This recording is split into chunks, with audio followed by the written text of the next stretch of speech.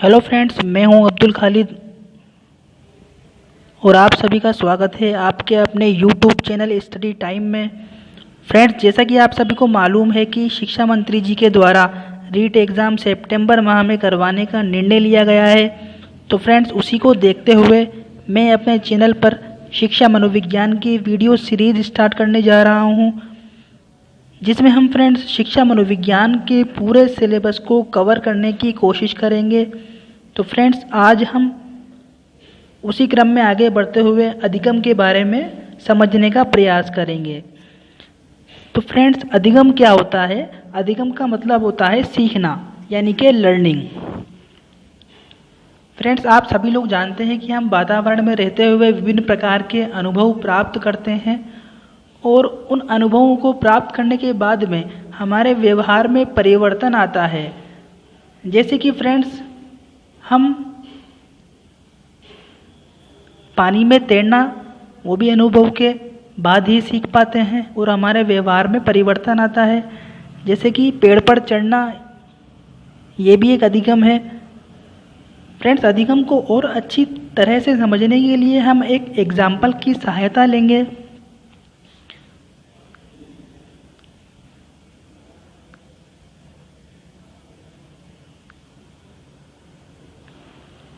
Friends, जब कोई मनुष्य किसी पेड़ पर लगे हुए फल को देखता है तो उस फल को प्राप्त करने की अभिप्रेरणा उसमें जागृत होती है, तो वो फल को प्राप्त करने के लिए तत्पर होता है।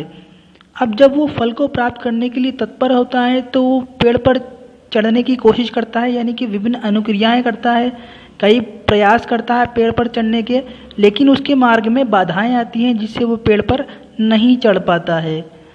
जब फ्रेंड्स वो कई कोशिश करने के बाद में बाधाओं को दूर करके पेड़ पर चढ़ जाता है, यानी कि सही अनुक्रिया कर लेता है, तो उसको बल मिलता है, उससे उसे प्रोत्साहन मिलता है। और जब उसे प्रोत्साहन मिलता है तो उन सभी प्रकार की जो उनने अनुक्रियाएं की थी, जो उसने प्रयास किए थे, उसका एक संगठन बनता है। उसके पश्चात वो पेड़ पर चढ़ जाता है और वो फल को प्राप्त कर लेता है, लक्ष्य की उसे प्राप्ति हो जाती है। फ्रेंड्स, अधिगम को और अच्छी प्रकार से समझने के लिए हम एक और उदाहरण की सहायता लेंगे।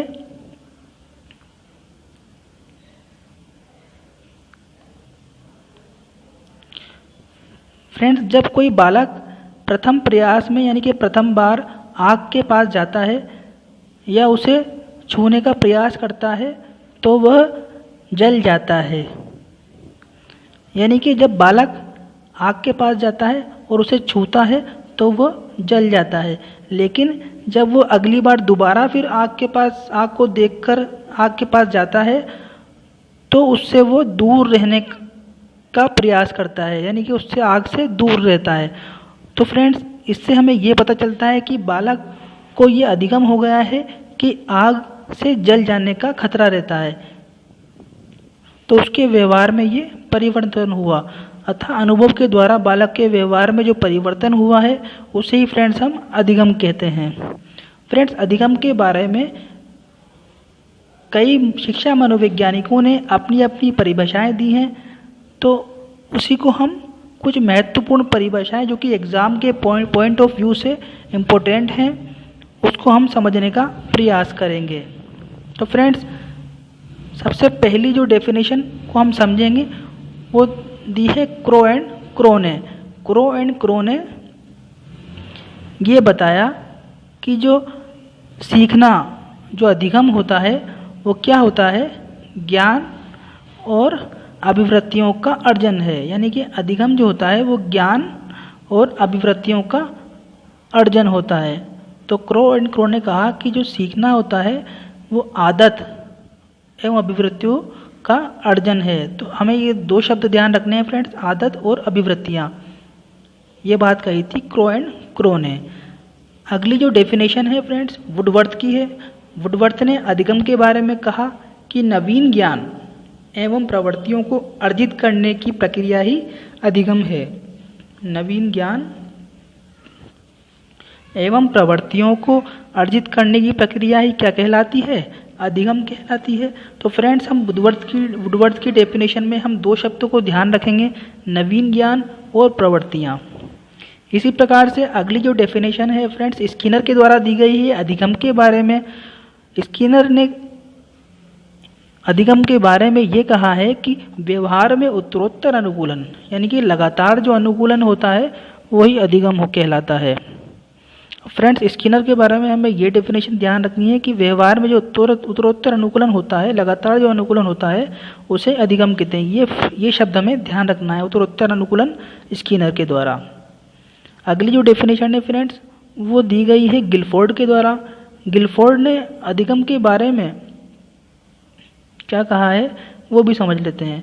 गिलफोर्ड के द्वारा अधिगम के बारे में ये कहा गया है कि व्यवहार के कारण, व्यवहार में देखिए फ्रेंड्स व्यवहार और व्यवहार दो बार आ रहे हैं, दो शब्द आ रहे हैं, तो इसी से हमें गिलफोर्ड की डेफिनेशन को याद रखना है।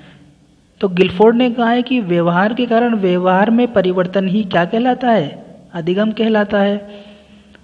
अब फ्रेंड्स हम अधिगम की विशेषताओं के बारे में जान लेते हैं। फ्रेंड्स अधिगम जो होता है वो एक सतत प्रक्रिया होती है, यानी कि लगातार चलने वाली प्रक्रिया होती है। अधिगम लगातार चलता है। अधिगम क्या होती है, सतत प्रक्रिया होती है, लगातार चलता है अधिगम, यानी कि जीवन पर्यंत चलता रहता है। अधिगम होता है, अधिगम एक क्या है, समायोजन है, यानी कि व्यक्ति वातावरण में रहकर समायोजन करता है अपने आप को और सीखता है। अधिगम उद्देश्यपूर्ण होता है। फ्रेंड्स जैसा कि आप सभी को मालूम है, हम कोई भी कार्य करते हैं तो वो उसके पीछे कोई उद्देश्य होता है। बिना उद्देश्य का हम किसी भी कार्य को नहीं करते हैं। तो हम जब अधिगम करते हैं या हम कोई कार्य को सीखना चाहते हैं तो उसके पीछे भी क्या होता है, उद्देश्य होता है। तो अधिगम जो होता है वो क्या होता है, उद्देश्यपूर्ण होता है। फ्रेंड्स अधिगम जो होता है अनुभवों का संगठन होता है। फ्रेंड्स हम जीवन में कई प्रकार के अनुभव प्राप्त करते हैं और उन अनुभवों के प्राप्त करने के बाद में उनका एक संगठन बनता है, वो अधिगम कहलाता है। तो अधिगम जो होता है वो अनुभवों का एक संगठन होता है।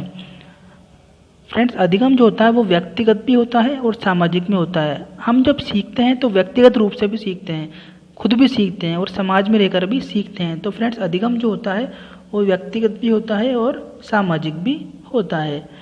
फ्रेंड्स आगे हम अधिगम के प्रकार के बारे में जान लेते हैं।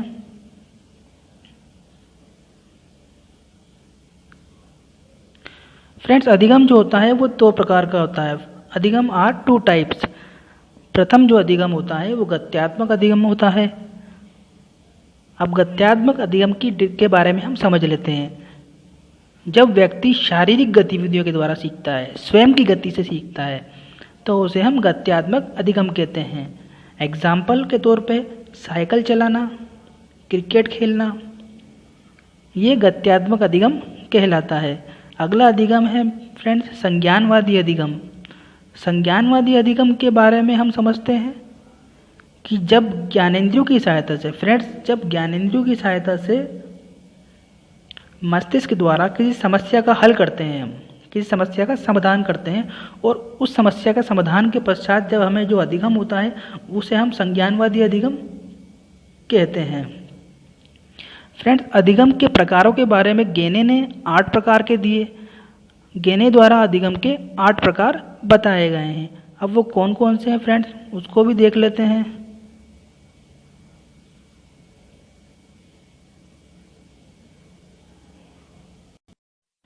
तो फ्रेंड्स गेने के द्वारा 8 प्रकार के अधिगम के प्रकार बताए गए हैं। प्रथम जो प्रकार है वो है संकेत अधिगम। प्रथम क्या है, संकेत अधिगम। फ्रेंड्स संकेत अधिगम किसे कहते हैं थोड़ा सा हम समझ लेते हैं। जब फ्रेंड्स कोई उद्दीपक प्रस्तुत करने पर, जब कोई अनुकूलित उद्दीपक प्रस्तुत करने पर जब स्वाभाविक अनुक्रिया करता है तो उसे ही हम संकेत अधिगम कहते हैं। यानी कि संकेत प्रस्तुत करने पर कोई स्वाभाविक अनुक्रिया करना, उसे हम संकेत अधिगम कहते हैं। इसका हम एग्जाम्पल फ्रेंड्स आपने आगे पढ़ेंगे हम वैसे तो, लेकिन पावलोव का जो कुत्ते पर प्रयोग था वो संकेत अधिगम का एक अच्छा उदाहरण है। अगला है फ्रेंड्स उद्दीपक अनुक्रिया अधिगम। उद्दीपक अनुक्रिया अधिगम, जब फ्रेंड्स हम कोई उद्दीपक प्रस्तुत करते हैं तो उस उद्दीपक को प्रस्तुत करने पर जब प्राणी द्वारा कोई अनुक्रिया की जाती है तो उसे ही हम उद्दीपक अनुक्रिया अधिगम कहते हैं। अगला जो प्रकार है गेने का वह श्रृंखला अधिगम। जब फ्रेंड्स हम एक क्रम में सीखते हैं, यानी कि एक लगातार एक क्रमबद्ध रूप से हम सीखने का प्रयास करते हैं तो उसे ही श्रृंखला अधिगम कहते हैं। अगला आता है शाब्दिक अधिगम। फ्रेंड्स शाब्दिक अधिगम में हम शब्दों को सार्थक तरीके से प्रस्तुत करते हैं, यानी कि एक क्रम वाइज प्रस्तुत करके सीखते हैं तो उसे ही शाब्दिक अधिगम कहा जाता है। फ्रेंड्स 5वें नंबर पे है बहुविभेदन अधिगम। फ्रेंड्स बहुविभेदन अधिगम, जब हम विभिन्न शब्दों को या चिन्हों को भेद करते हुए सीखते हैं, जैसे कि त्रिभुज और चतुर्भुज अलग अलग होते हैं, इसमें हम भेद करके सीखें तो ये बहुविभेदन अधिगम कहलाता है। जैसे कि क्रिकेट और फुटबॉल, इसमें हम भेद करके सीख रहे हैं तो ये बहुविभेदन अधिगम कहलाएगा। अगला आता है फ्रेंड संप्रत्यय अधिगम। संप्रत्यय अधिगम क्या होता है? जब हम पूर्व अनुभव के आधार पर एक संप्रत्यय का माइंड में एक इमेज बना लेते हैं और उस इमेज के द्वारा ही हम किसी वस्तु की समानताओं और उसकी विषमताओं को देखते हैं और उसे समझते हैं और सीखते हैं, तो फ्रेंड्स वो संप्रत्यय अधिगम कहलाता है। अगला आता है फ्रेंड्स सिद्धांत अधिगम। सिद्धांत अधिगम में क्या होता है फ्रेंड्स, हम सिद्धांतों को समझकर तार्किक ढंग से व्यवहार करते हैं। जैसे कोई डेफिनेशन है उसको हमने समझा और उसको उसके आधार पर हम व्यवहार करते हैं तो वो कहलाता है तार्किक अधिगम, सिद्धांत अधिगम, तार्किक रूप से समझना। फ्रेंड्स अगला आता है समस्या समाधान अधिगम। फ्रेंड्स जब हम किसी समस्या को समाधान करते हुए, किसी समस्या का समाधान करते हुए जब हम सीखते हैं तो वो कहलाता है समस्या समाधान अधिगम। तो फ्रेंड्स ये गेने के 8 प्रकार थे अधिगम के, जो कि गेने द्वारा दिए गए थे। मोस्टली बहुत इम्पोर्टेंट है, एग्ज़ाम के पॉइंट ऑफ व्यू से पूछ लिए जाते हैं। तो फ्रेंड्स अब हम अधिगम को प्रभावित करने वाले कारकों के बारे में जान लेते हैं कि अधिगम को कौन कौन से कारक ऐसे हैं जो प्रभावित करते हैं। मोस्टली फ्रेंड्स कुछ कारक ऐसे हैं एग्ज़ाम के पॉइंट ऑफ व्यू से जो कि पूछे जाते हैं, जैसे अधिगम की इच्छा। फ्रेंड्स अधिगम हम तभी कर पाते हैं जब हम सीखने के इच्छुक होते हैं। अगर हमें कोई कार्य को नहीं सीखना होता है, किसी के बारे में नहीं जानने की इच्छा होती है तो हम उसे नहीं सीख पाते हैं। अगर हम पढ़ने के इच्छुक नहीं है, सीखने के इच्छुक नहीं है तो हम नहीं पढ़ पाएंगे, नहीं सीख पाएंगे। तो अधिगम में सबसे इम्पोर्टेंट जो रोल प्ले करता है वो होता है सीखने की इच्छा, यानी कि जब हम इच्छुक होंगे तो ही अधिगम कर पाएंगे, सीख पाएंगे। अगली होती है फ्रेंड्स अभिप्रेरणा। फ्रेंड्स जब हम अभिप्रेरित होंगे किसी के बारे में, यानी कि मोटिवेट होंगे, यानी कि हमें कोई मोटिवेशन मिलेगा कि हमें कि व्यक्ति को फल प्राप्त करना है पेड़ पर चढ़ के, तो वो फल उसका मोटिवेशन हुआ, तो उसे देख करके वो अभिप्रेरित हुआ तो वो उसकी अभिप्रेरणा हुई। तो फ्रेंड्स अधिगम में अभिप्रेरणा बहुत ही महत्वपूर्ण होती है। जब हम अभिप्रेरित होंगे तभी हम सीख पाएंगे। विषय सामग्री। फ्रेंड्स विषय सामग्री यानी कि सब्जेक्ट मैटर। फ्रेंड्स जब हम कोई वस्तु, आपने दिनचर्या में भी देखा होगा कि हम जब कोई रीडिंग करते हैं, बुक्स पढ़ते हैं, तो हमें जो स्पष्ट रूप से, सरल रूप से लिखी हुई सामग्री जो होती है वो आसानी से समझ में आ जाती है, लेकिन जिसके शब्दावली कठिन होती है फ्रेंड्स उसे समझने में थोड़ा सा कठिनाई हमें महसूस होती है। तो अधिगम में विषय सामग्री का बहुत ही महत्वपूर्ण स्थान होता है। अगर विषय सामग्री सरल समझने लायक होगी तो हम आसानी से उसे समझ लेंगे और अच्छे से अधिगम होगा। अगर विषय सामग्री कठिन होगी, उसकी शब्दावली बहुत हार्ड होगी तो हम उसे नहीं समझ पाएंगे। अगला है फ्रेंड्स कारक बुद्धि। फ्रेंड्स, आप सभी लोग जानते हैं कि अलग अलग बालकों की बुद्धि भी अलग अलग होती है। कोई बालक जल्दी सीख लेते हैं, कोई बालक देरी से सीख पाते हैं। किसी बालक की बुद्धि लब्धि सामान्य बालकों की अपेक्षा विशिष्ट होती है, कई ज़्यादा होती है, तो वो कम समय में ज़्यादा सीख लेते हैं। कोई बालक धीमे धीमे सीखते हैं। तो फ्रेंड्स, बुद्धि का भी अधिगम में बहुत बड़ा योगदान होता है। अगला जो कारक है फ्रेंड्स अधिगम का, परिपक्वता। फ्रेंड्स, परिपक्वता भी अधिगम में एक महत्वपूर्ण कारक होता है। यानी कि जो छोटे बच्चे होते हैं वो कम गति से सीख पाते हैं अपेक्षा बड़े बच्चों की। बड़े बच्चे जो होते हैं वो आसानी से अच्छे से समझ पाते हैं। अधिक आयु वाले जो बच्चे होते हैं वो आसानी से सीख पाते हैं, जबकि छोटे आयु वाले जो बच्चे होते हैं उनको सीखने में थोड़ी कठिनाई होती है। अगली होती है फ्रेंड्स अधिगम में शिक्षण विधि। फ्रेंड्स, जो हम शिक्षण विधि है यानी कि जो हमारे पढ़ाने का तरीका है, हमारी विधि कैसी है, उसका भी अधिगम पे प्रभाव पड़ता है। अगर हमारी शिक्षण की विधि सरल सुविधाजनक है तो अधिगम अच्छे से हो पाएगा, हम ज़्यादा सीख पाएंगे।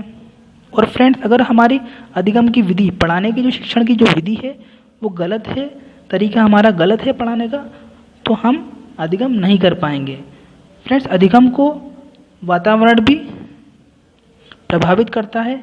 अगर वातावरण अच्छा है, सूटेबल है, हम जहाँ पर पढ़ रहे हैं वहाँ पर पर्याप्त वायु आती है, प्रकाश आता है, तो हम अधिगम अच्छे से कर पाएंगे, हम ज़्यादा सीख पाएंगे।